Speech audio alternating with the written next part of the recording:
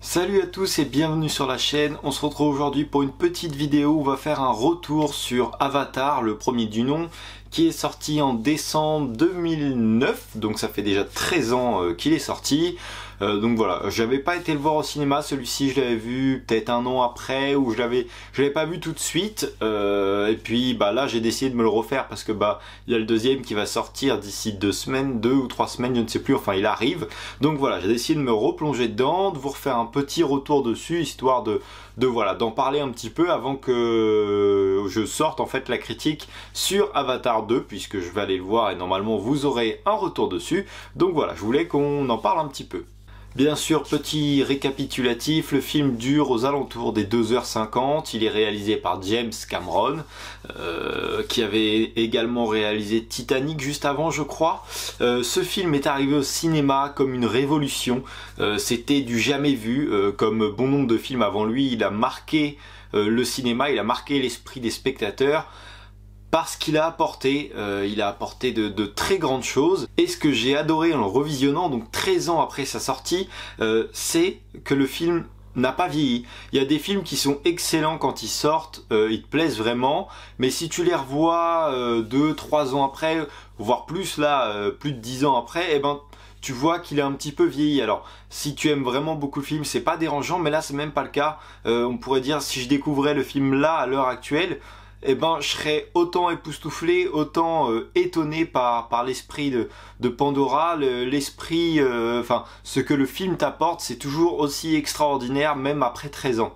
Ça n'a rien à voir, mais j'espère qu'avec la sortie du deuxième, j'avoue que j'espérais déjà un petit peu avant, mais un petit steelbook en 4K, ça ferait vraiment plaisir. Donc si vous nous entendez, voilà, un petit steelbook ou même tout simplement juste un 4K, un coffret collector, ce que vous voulez, mais un 4K pour ce film, je pense qu'il serait juste exceptionnel, même si là moi je viens de le regarder en Blu-ray, le Blu-ray est déjà plus que convenable, il est déjà franchement magnifique, alors en 4K ça doit juste être ouf.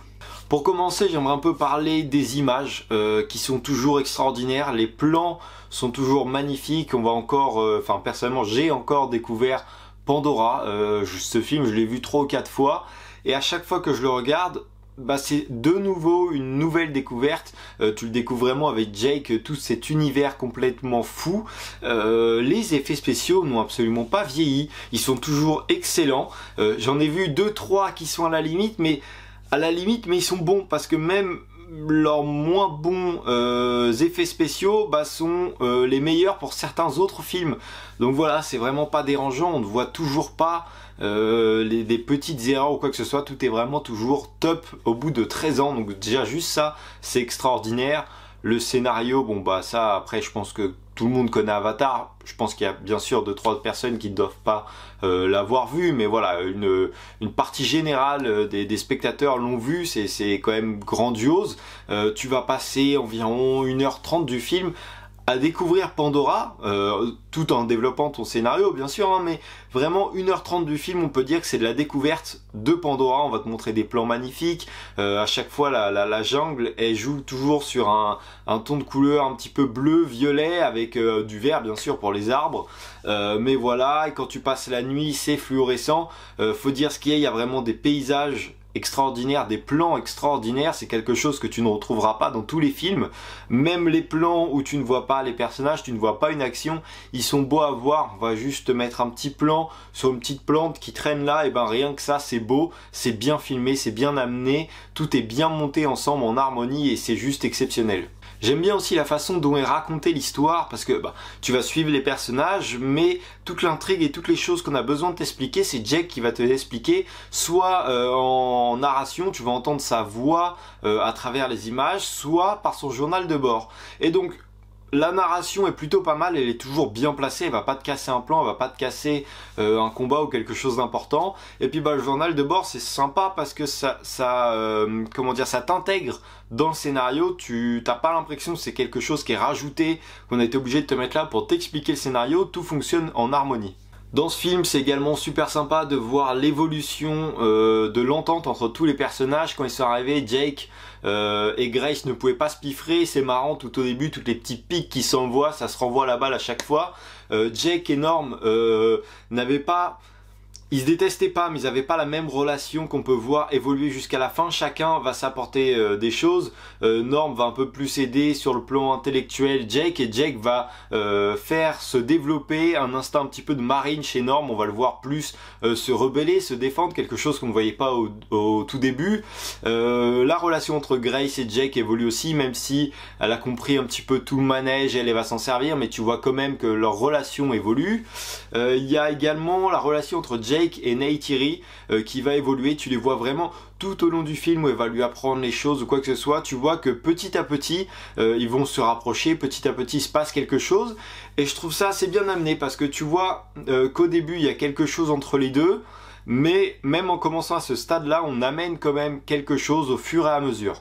Alors c'est un petit peu caricatural, mais tu vas pouvoir voir aussi que les scientifiques ne peuvent pas voir les Marines, et inversement les Marines ne peuvent pas voir les scientifiques. Pour eux les scientifiques sont juste voilà des cerveaux qui servent à rien, et inversement les Marines sont juste des mecs sans tête et qui suivent juste les ordres. Donc voilà, c'est assez marrant aussi de voir cette relation que tu peux... Alors, pas tout le temps, hein, mais que tu peux des fois apercevoir dans la réalité, pas forcément pour ça, mais sur d'autres choses.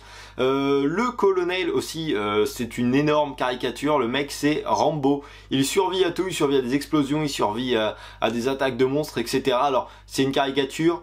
Il est bien dans ce film-là, il est au bon endroit en gros, mais le mec quand même c'est Rambo quoi. Il ne respire pas quand il sort pour tirer, il survit à tout. C'est le cow-boy, j'ai les plus gros bras, j'ai la plus grosse mitraillette.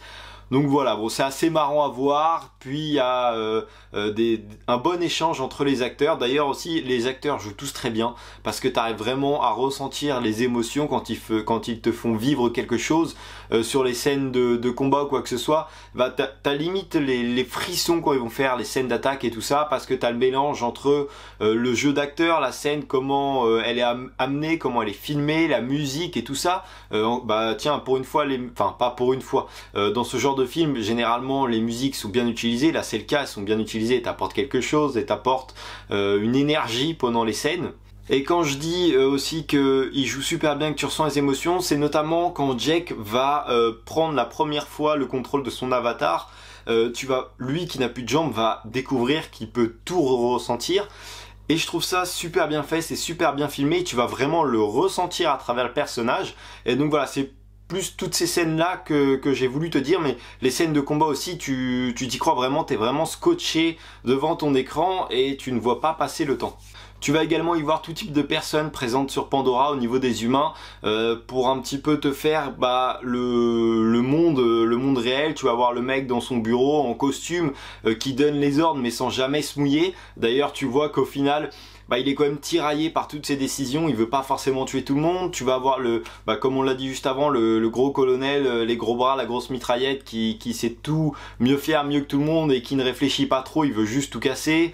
Les scientifiques, les soldats qui obéissent. Donc voilà, t'as vraiment tout type de personnes et c'est ça aussi qui appuie une certaine réalité, parce que du coup tu peux te confondre dans un personnage vu que il y a tout type de personnes sur Pandora comme tu peux retrouver sur la Terre. Ce que j'attends avec Avatar 2, c'est que alors pas exactement le même type de film, parce que là sur 2h40 tu découvres quand même beaucoup l'environnement, tu découvres beaucoup les Navy, tu découvres beaucoup que les hommes sont installés. Déjà ça aussi j'ai bien aimé, c'est que les hommes sont déjà installés, donc on n'a pas à t'amener tout ça. Toi t'arrives, c'est déjà en place, donc les choses ont déjà pu évoluer, donc ça c'est bien.